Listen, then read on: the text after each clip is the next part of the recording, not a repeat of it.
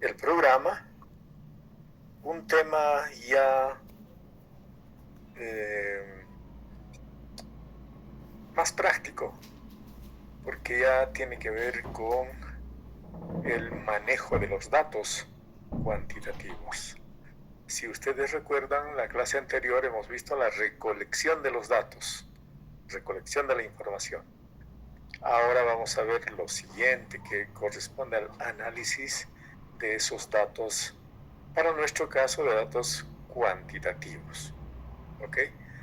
Les pido que presten mucha atención y que me interrumpan el momento que quieran para aclarar, para complementar o para discernir algunos aspectos que ustedes consideren importante. ¿Okay? Así es que no tengan pena, me dicen en el momento que quieran, me pueden preguntar lo que quieran. Refiriéndonos nuevamente a nuestro gráfico del proceso de investigación, como verán, estamos en la tercera fase. Hemos visto la clase anterior sobre los métodos de recolección de datos, pero hoy vamos a ver el plan de tabulación y análisis de los datos.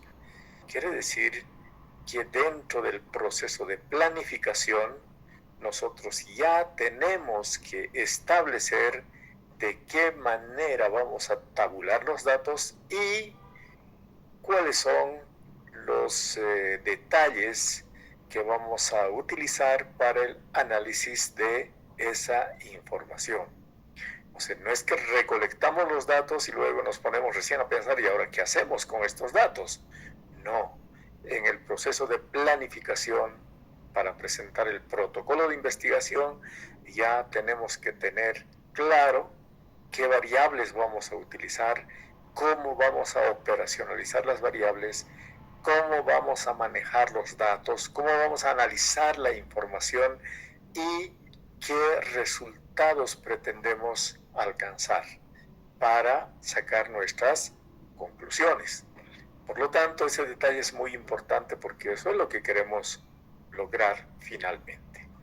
Por tanto, ubicándonos ya en esta parte final de la tercera fase del cómo se va a investigar, que corresponde al proceso de planificación, que va a estar plasmado en nuestro protocolo de investigación, es el tema que vamos a verificar hoy. Para recordarles nada más, ustedes saben que una vez establecido nuestro planteamiento del problema, nuestra definición de objetivos, nuestra justificación, nuestras hipótesis, nuestro marco teórico, etc., finalmente en la parte del diseño metodológico hemos tenido que establecer las unidades de análisis, para lo cual nos hemos referido previamente a la población de estudio. Entonces, si recuerdan, este ejemplo lo hemos utilizado ya desde hace rato. Aquí tenemos toda la población, que para nuestro ejemplo habíamos utilizado a los empleados públicos de la ciudad de La Paz. Pero ¿cuál era nuestro objetivo de estudio? La prevalencia, o conocer la prevalencia de sobrepeso de aquellos empleados públicos. Y así teníamos una población grande, la misma que estaba constituida por la totalidad de los empleados públicos de la ciudad de La Paz. Pero ustedes recordarán que no podemos trabajar sobre la totalidad de la población, primero porque lo ideal sería trabajar sobre toda la población, por supuesto, pero acceder a toda la población pues tiene connotaciones de carácter económico, tiempo, número de personas, recursos, etc. Motivo por el cual recurrimos a extraer de esa población un subconjunto, ¿verdad?, de unidades de observación. Y ese subconjunto se llama muestra. Por eso hemos llevado un tema aparte respecto al cálculo del tamaño de la muestra y los métodos de muestreo, ¿correcto? Ya sabemos diferenciar por qué tenemos que elegir un muestreo probabilístico, por qué no el de conveniencia. Eso ya hemos descrito en esa temática. Una vez obtenida nuestra muestra, nuestro tamaño de muestra, nuestra muestra está constituido por unidades de observación, que para nuestro caso se van a llamar unidades estadísticas, que pueden ser todas las personas que constituyen la muestra. En todo caso, una muestra representativa, ¿verdad? ¿Qué vamos a hacer con las unidades estadísticas? De cada unidad estadística en ellas debemos analizar, estudiar una característica. Y esa característica precisamente se llama variable. Para nuestro ejemplo, esas características o llamados variables serían la variable sexo, la variable nivel de instrucción, la edad, peso, estatura y todo lo que nosotros hayamos establecido en nuestra operacionalización de variables. Una vez definidas nuestras variables, lo que tenemos que hacer es extraer o recopilar los datos. Respecto al sexo, por ejemplo, a través de una pregunta seguramente vamos a establecer si es hombre o mujer.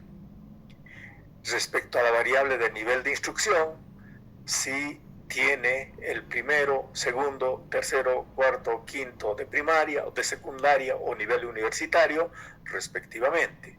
Por otro lado, la variable edad, seguramente vamos a establecer los años cumplidos de la persona encuestada o de la unidad de observación. Respecto al peso, necesitamos hacer mediciones. Necesitamos medir el peso. ¿Mediante qué? Mediante instrumentos que midan precisamente esa variable, ¿verdad? Medidas de masa. Por otro lado, tenemos la variable estatura. También tenemos que hacer medición, ¿verdad? Tenemos que determinar con medidas de longitud, en este caso. Todos esos datos, todas esas cifras o números que hemos logrado, se llaman datos. Entonces, ¿qué hacemos con estos datos? ¿Qué es un dato? Los datos estadísticos es una información que se representa a través de símbolos, números o letras. Por ejemplo, decir hombre o mujer son letras. Pero como en este ejemplo, aquí tengo algunos números, ¿verdad? Eso es un dato, ¿verdad? Pero estos datos yo los he obtenido de mis unidades de observación o mis unidades estadísticas. ¿Cómo lo he logrado?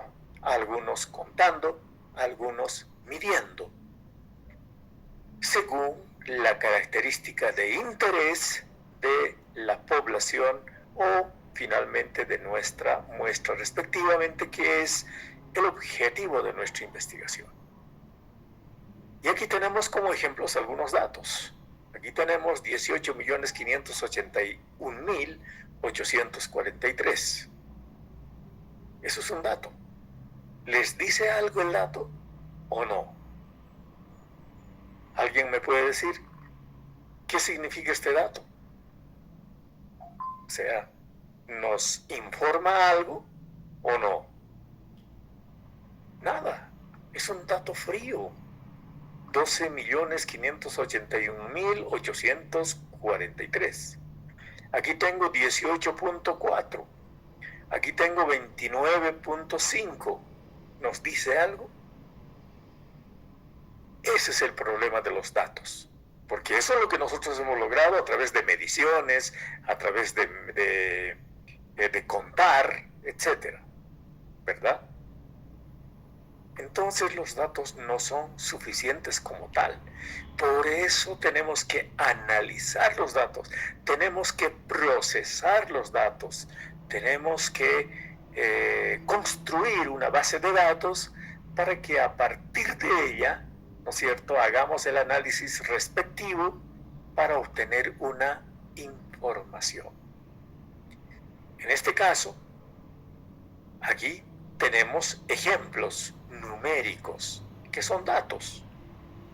Pero si yo digo, la población boliviana está constituida para el año 2025 por 12.581.843 habitantes, eso es una información. Fíjense cómo el dato lo hemos convertido en información. Aquí tengo otro dato, 18.4. Así como tal, como dato suelto, no nos da absolutamente ninguna información, es un dato. Pero para que se convierta en información, ¿no es cierto? ¿Qué tal si yo les digo, existen 18.4 nacimientos por cada 1.000 habitantes en Bolivia para el año 2025? Eso es una información. Fíjense cómo un dato lo convertimos en información. ¿Y cómo logro que ese dato se convierta en información? Dándole contexto. El contexto es el estudio que yo estoy realizando, mis objetivos planteados, ¿no es cierto? A qué es lo que quiero alcanzar o qué es lo que quiero informar, ¿verdad? Por ese motivo es importante el análisis de la información. Y finalmente, con este otro dato, que es 29.5, así como tal no me dice nada. Pero si yo les digo que existen 29.5 fallecimientos de niños menores de 1 año por cada 1.000 nacidos vivos, ¿qué es? Les estoy dando la tasa de mortalidad infantil en Bolivia. Eso es información. Eso sirve, esa información yo puedo comparar con la de otros países. Yo puedo sacar la mortalidad infantil por departamentos y puedo comparar dónde o en qué departamento es más alta la tasa de mortalidad infantil y en qué departamento es más baja la tasa de mortalidad infantil. Eso me sirve, eso es información. A eso es lo que quiero llegar yo. Por lo tanto, los datos como tal no me reflejan casi nada, pero que sin embargo, si yo le pongo el contexto en el cual se ha obtenido y para lo cual me sirve ese dato, sí se convierte en una información.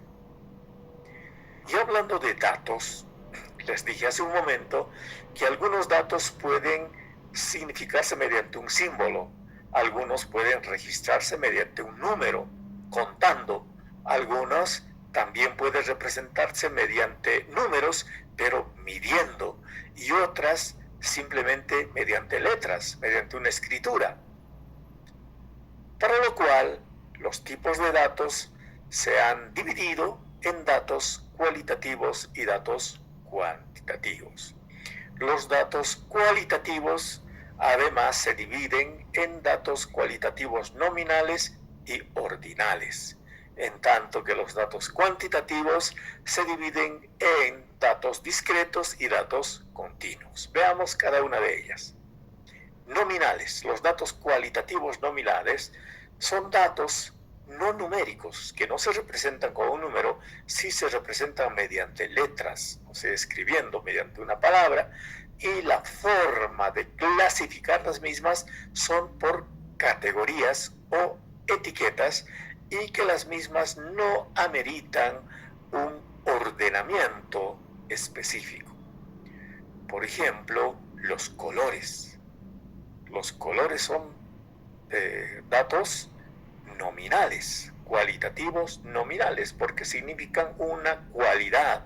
Pero lo que podemos hacer con estos datos es categorizarlos o formar categorías.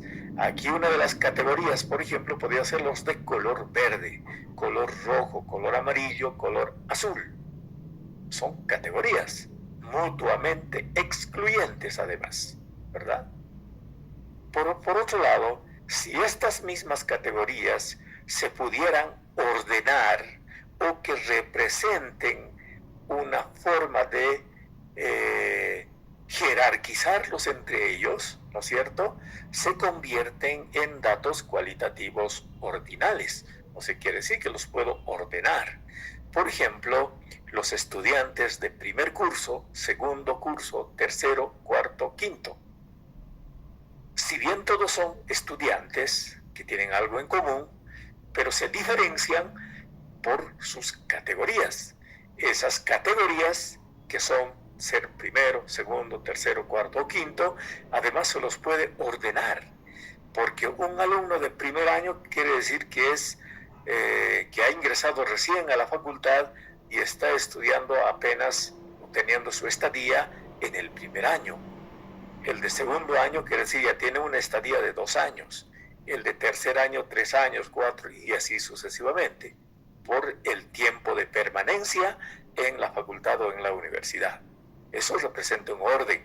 No es igual un alumno de quinto que un alumno de primero. Primero, por el tiempo de permanencia y por otro lado, también por el tipo de materias que llevan en cada categoría o en cada año. Entonces eso representa un orden. Pero todas ellas se pueden establecer mediante letras para decir primero, segundo, tercero, o los colores, el grupo racial, el trabajo, el empleo, lo que quieran. Pero hay otro tipo de datos que tienen carácter cuantitativo.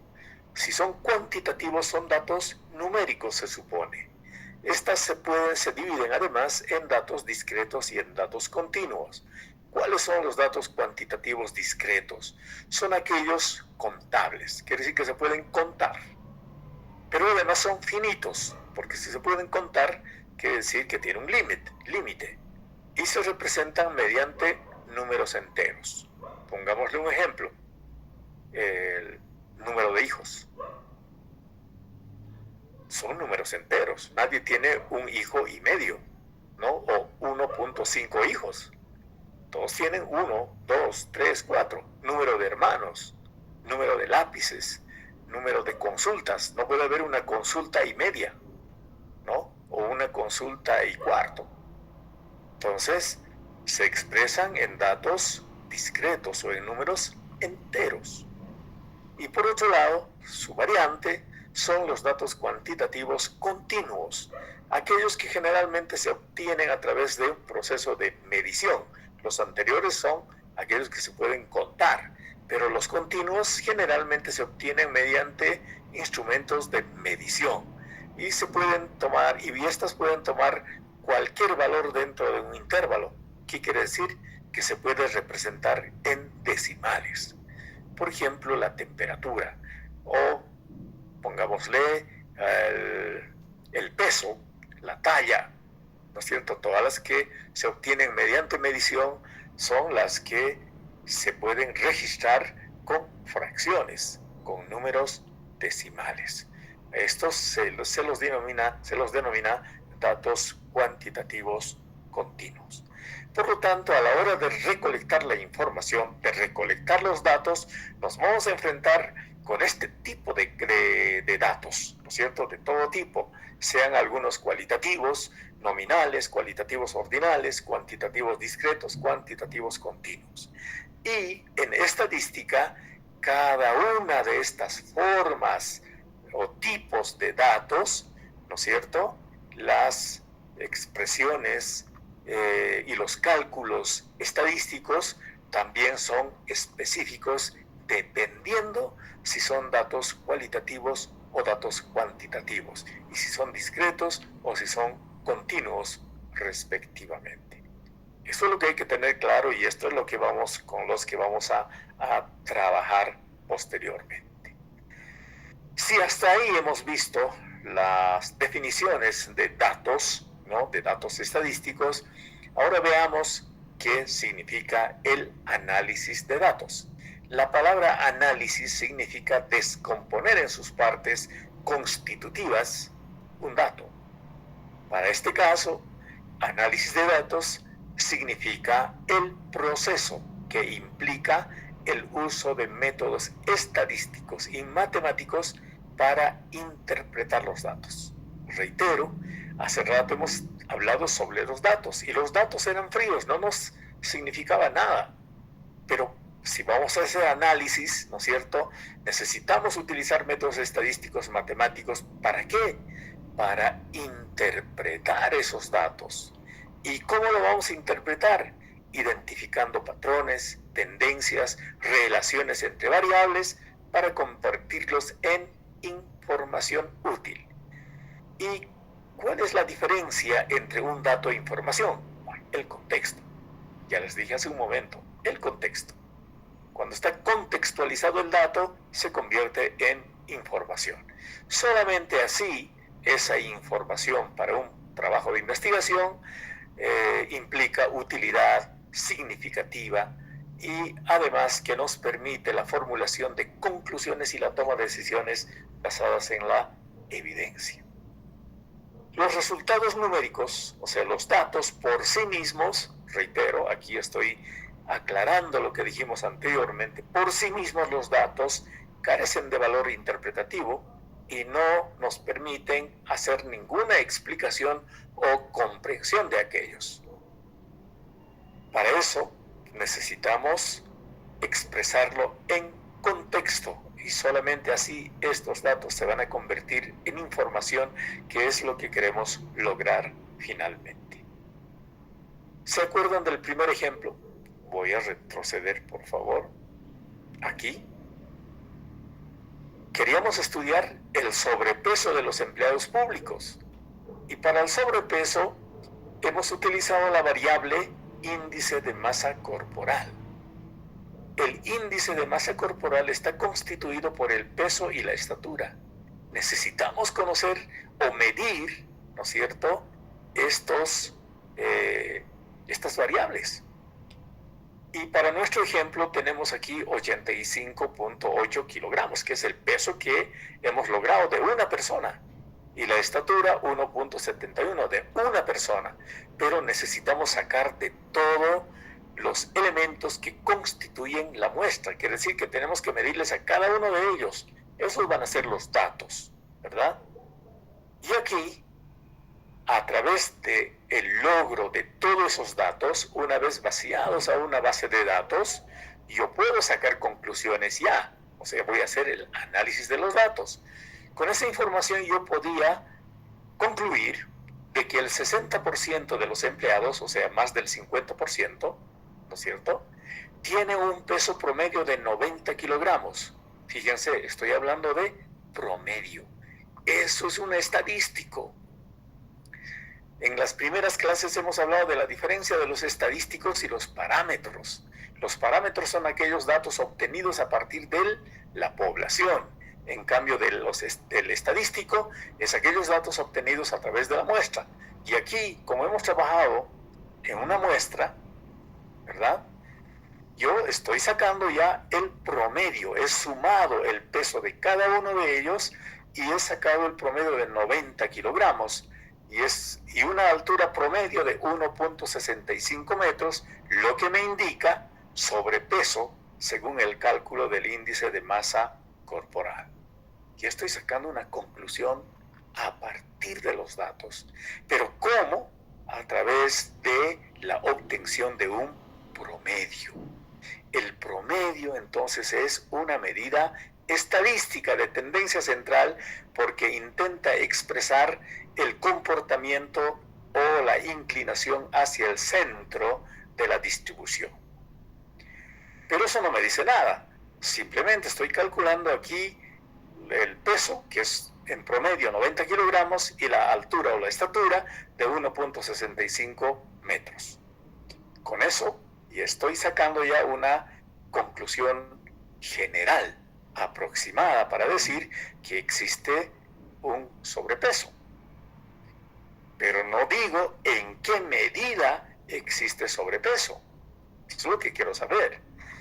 Y para lo cual se hace el cálculo del índice de masa corporal, que es el peso en kilogramos sobre la altura en metros cuadrados, y de lo cual obtengo yo el índice de masa corporal, que me da un promedio de 31.1.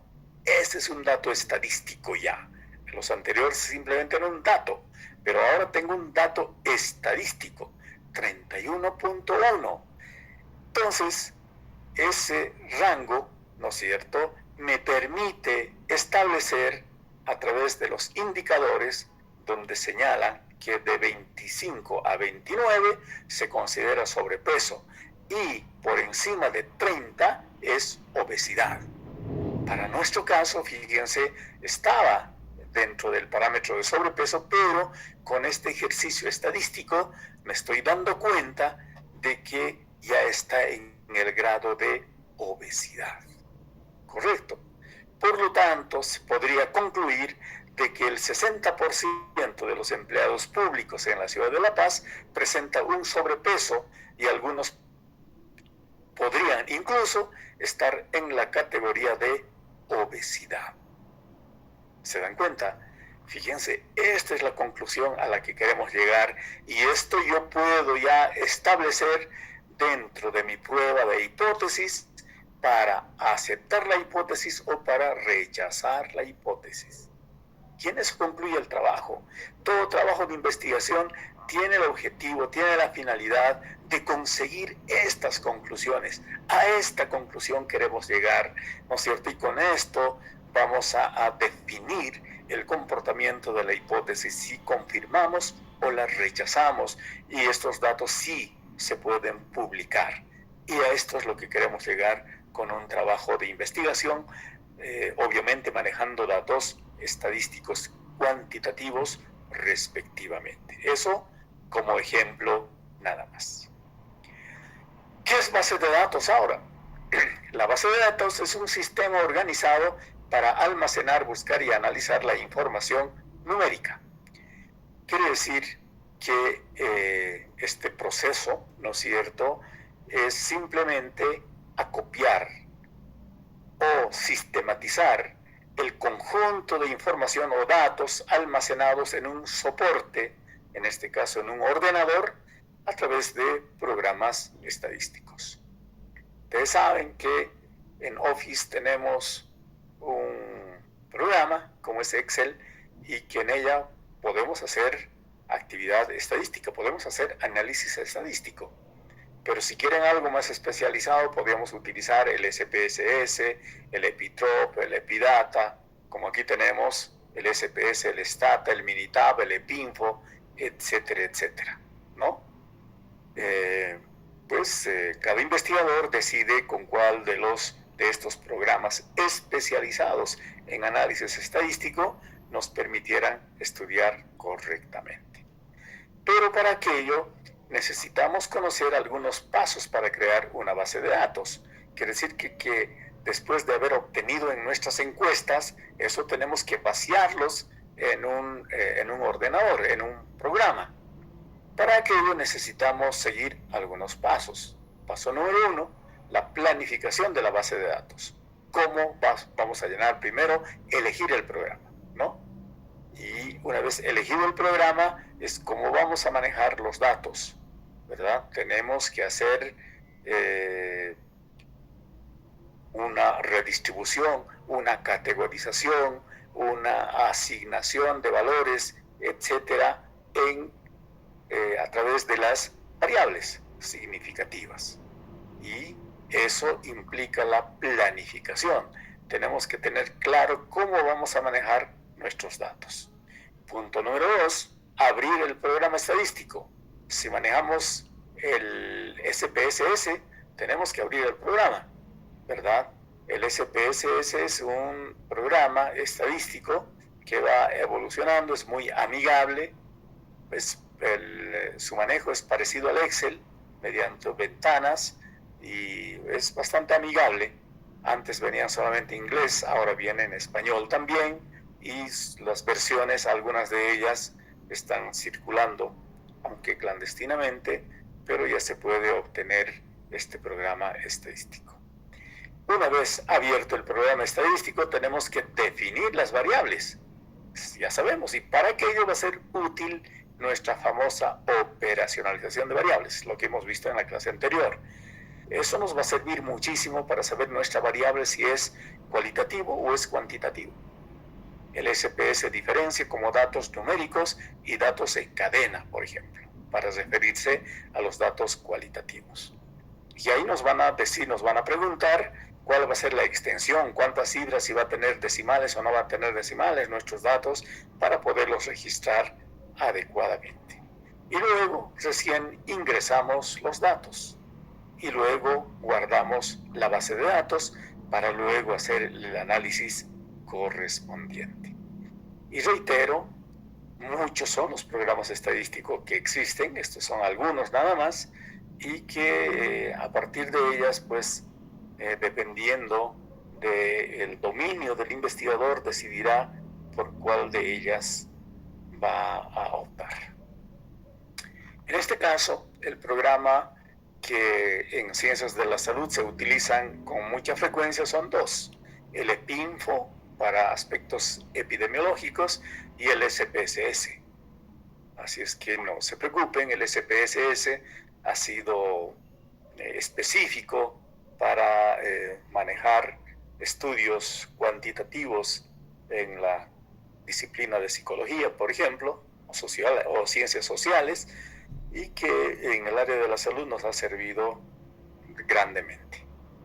Para aquello tenemos una pestaña que es la vista de variables, y en ella tenemos el nombre, el tipo, la etiqueta, valores, medida, etcétera, etcétera, que yo creo que así como les estoy mostrando ustedes no van a poder comprender muy bien, y prefiero hacerlo mostrándoles el manejo directamente del SPSS, para lo cual ojalá que cada uno de ustedes en su ordenador tuviera o pudiera descargar el SPSS para que pudieran hacer un seguimiento práctico y cómo se maneja realmente los datos. Ustedes van a ver que es muy fácil y que les va a ayudar muchísimo a la hora de la tabulación de los datos. A manera de ejemplo, aquí tenemos una unidad de análisis, ¿no es cierto?, que es la secuencia. Supongamos que tenemos 500 datos, o sea, 500 observaciones, 500 personas a las que les hemos entrevistado, pero en cada una de ellas hemos hecho varias preguntas, o hemos analizado varias variables. Aquí tenemos la variable 1, variable 2, variable 3. Una de las variables podía ser, por ejemplo, sexo. La segunda variable, el nivel de instrucción. Y la tercera variable podía ser la edad, ¿no? Y para que ustedes se den cuenta, fíjense, aquí en la variable 1, que se refiere al sexo, el sexo es una variable cualitativa. ¿Es ordinal o es nominal? No se puede ordenar, es nominal. Entonces, además es dicotómica. ¿Por qué? Porque solamente tenemos dos alternativas, o es hombre o es mujer. En consecuencia, nosotros podríamos, ¿no es cierto?, al momento de tabular los datos, asignarle una categoría numérica sin serlo, porque aquí yo debería escribir, por ejemplo, si le asignamos el número 1 al hombre, aquí debería colocar varón, hombre, ¿no es cierto?, donde está el 1, y donde está 2 podría poner mujer o femenino, depende de cada uno. Pero para no estar escribiendo, ¿no es cierto?, mediante letras, prefiero asignarle un código numérico, ¿verdad? ¿Cuál es el peligro? De que si yo estoy anotando en variable sexo números, el programa estadístico podría entender que es un dato cuantitativo. Sabemos nosotros que es cualitativo el sexo, pero si le estamos asignando, le estamos forzando prácticamente para facilitar el análisis de los datos un código numérico, así es hombre o mujer, ¿verdad? El programa estadístico lo podía reconocer como un dato cuantitativo, y nada raro que me quiera sacar una media aritmética. Algo irracional. No se puede hacer eso. Por lo tanto, solo el investigador sabe que está categorizando, asignándoles cierta codificación a los datos cualitativos. Y aquí tenemos en la segunda variable el nivel de instrucción, ¿verdad? Y de igual manera aquí tenemos varios números, el 1, 3, 2, etc. Pero para aquello, aquí yo le estoy asignando una categoría o una etiqueta además. Primero que le estoy asignando el número 1 para el nivel primario, el número 2 para el nivel secundario, el número 3 para el nivel universitario, por ejemplo. Pero podía agregar otras más, eso no es inconveniente. pero para aquello tengo que asignarle además una etiqueta para que sepa exactamente el 1 qué significa, el 2 qué significa y así sucesivamente. Y finalmente, en la variable 3, la edad, ahí sí no necesito etiquetar, no necesito codificar. Eso va directamente con su valor porque estoy haciendo una medición. Y en este caso va a ir a registrarse directamente la edad. Eso sería suficiente, ¿verdad? Pero también puedo yo modificar, puedo categorizar, puedo yo las edades formar en grupos etarios, o sea, en intervalos de clase. Y si fuera así, yo le puedo asignar una categoría de 18 a 22, joven, de 23 a 29, adulto, y de tal edad hasta otra edad, adulto mayor. Eso yo puedo hacerlo. Eso me va a servir para el análisis estadístico respectivamente, pero eso no es a capricho del investigador. Esas categorizaciones deben existir y que debe estar debidamente validado ya en la dimensión investigativa, cosa que pueda comparar yo esa información, ¿no es cierto? Por ejemplo, cuando digo mortalidad infantil, la mortalidad infantil se refiere a todas las muertes menores de 1 año. Yo no puedo agregar ahí los niños que han fallecido de 1 año y medio, de 2 años, etcétera. Por eso es importante la bibliografía, el marco teórico. En el marco teórico tenemos que hacer las definiciones, ¿verdad? Entonces las definiciones ya me están estableciendo los límites con los que voy a manejar la información. Yo no me puedo desprender de aquello. Y por eso, a la hora de generar las categorías en la matriz de datos, ¿no es cierto?, y asignarles etiquetas a cada uno de ellos, yo tengo que basarme en mi operacionalización de variables. ¿Qué estoy entendiendo en el marco conceptual o definitorio de la variable y cuál es la definición operacional de la variable? Solamente de ese modo yo puedo trabajar aquí. Esto no es capricho, simplemente la asignación numérica a cada una de estas categorías. Y aquí ustedes podrán ver, ¿no es cierto?, un ejemplo claro. Esta es una ventana del programa SPSS. Y aquí tenemos, como les dije anteriormente, la boleta o el número de encuestados, o sea, las personas, el ID, la identificación. El 1 podía ser de Juancito Pinto, el 2 de María, el 3 de Joaquín, el 4 de Roberto, el 5 de Sonia, etcétera, etcétera, ¿verdad? Y aquí tengo ya una primera variable en esta columna, ¿verdad? La variable género. Y ahí estoy asignándole hombre, mujer, etcétera. Así escrito debería estar de acuerdo a el tipo de variable. En este caso el género es una variable cualitativa, por lo tanto no es numérico, por lo tanto debería escribir como está acá, ¿verdad? Lo mismo aquí sobre el nivel de preocupación, ¿no es cierto?, respecto a su vida afectiva, su trabajo, etcétera. Aquí tengo el nivel 2, la edad, el trabajo 2, trabajo 3, etcétera, etcétera. Fíjense, así es como debería estar en la base de datos. Pero yo, para categorizar los mismos, le puedo asignar valores. O sea, esta misma ventana pueden ustedes observar acá, ¿no es cierto?, que yo le asigno a través del manejo de las variables, asignarle etiquetas para significar cada una de ellas qué va a significar. Por lo tanto, le voy a asignar un número, ¿no es cierto?, a cada una de ellas, y por lo tanto ya voy a tener otro formato, ¿no es cierto?, que ojalá no me vaya a confundir y que la computadora o el programa, como estoy asignándole un valor numérico, entienda que es una variable cuantitativa. Pero para eso está el investigador. El investigador es el que ordena, ¿no es cierto?, al programa, al ordenador, y el ordenador responde lo que se le pregunta. Si usted le pregunta mal, la respuesta obviamente va a ser equivocada o errada. todo caso, siempre el investigador le pone la sangre al proceso de investigador. El ordenador simplemente responde a lo que le pida. ¿Cuáles son los pasos para realizar el análisis e interpretación de los datos cuantitativos? Primero, conocer los tipos de datos, que es más importante, pero para aquello hay que saber cómo analizar y cómo interpretar dicha información, y para eso se supone que tenemos que tomar las mejores decisiones. ¿Y cuáles son los pasos para realizar aquello? Primero, la preparación de los datos y en segundo lugar, los métodos de análisis de los datos.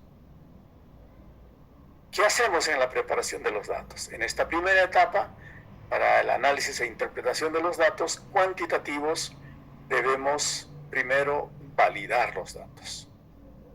¿Y qué es validar los datos?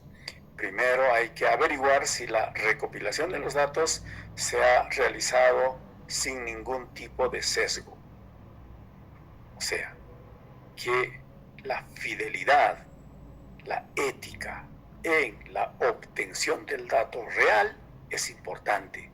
Por ejemplo, si yo tengo que tomarles las medidas, ¿no es cierto?, la presión arterial.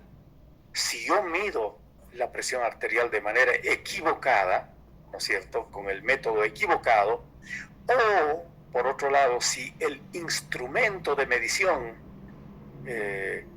tenía alguna falla, voy a recoger mal el dato y voy a procesar esa información. Si de origen estoy trabajando con datos falseados, con datos equivocados, errados, etc., mis conclusiones nunca van a ser buenas. Por eso es importante esta etapa de la validación de datos previamente. Hay a veces encuestas donde una pregunta ha sido obviada o no se ha registrado. Y si no se registró, no nos vamos a inventar el dato. Entonces hay que invalidar la encuesta. A eso se refiere esta parte de la validación de los datos. A veces la gente, al momento de recolectar la información, generalmente a nivel de la cavidad bucal, confunde derecha con izquierda o superior con inferior. Existen errores de transposición, errores de inversión. Y si cargamos ese tipo de datos equivocados o erróneos, nuestras conclusiones también no van a ser consistentes, ¿no es cierto?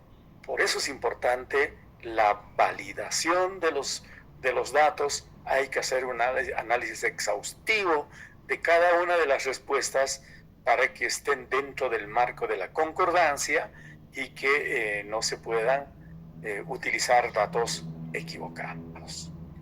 Segundo, la edición de los datos.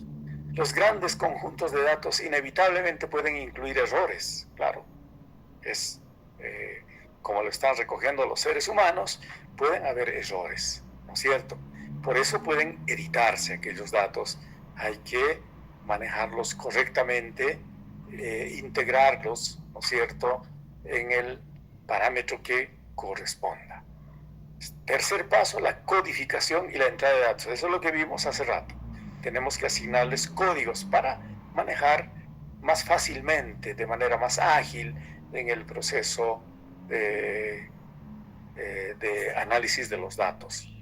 Para eso, los datos cualitativos o los datos cuantitativos se los puede volver cualitativos, y los cualitativos se los puede hacer de alguna manera también medibles.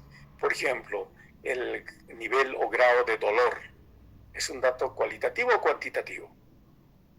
Es un dato cualitativo, no es numérico, no puedo medir el dolor, ¿verdad?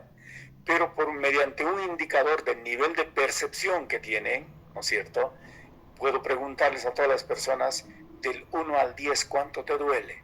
Con eso puedo volverlo un tanto medible. Entonces quiere decir que lo puedo volver más o menos manejable en categoría numérica, de alguna manera.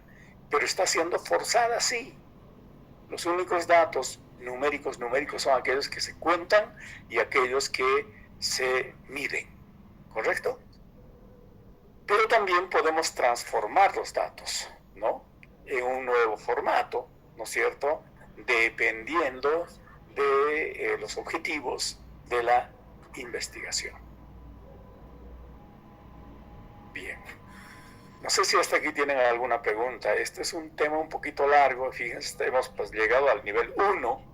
Nos faltan muchos más, para lo cual podemos dividirlo en dos partes, esta presentación, y si me hacen recuerdo, y la próxima sesión continuamos con la parte 2 de los métodos de análisis de los datos.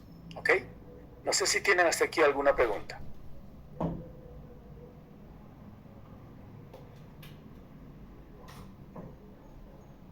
¿No hay preguntas? Ok. Nos quedamos aquí entonces. Hola, José. Nos vemos la próxima clase y recuerden que esta noche tienen hasta cierta hora para presentar sus trabajos que les he enviado, y también en estos días les voy a dar el otro trabajo también para que puedan elaborarlo en las mismas condiciones, y las especificaciones les voy a compartir para que la próxima semana también entreguen estos trabajos para no quedarnos atrás, ¿ok? Un abrazo para todos, que estén muy bien. Saludos. Chao, chicos.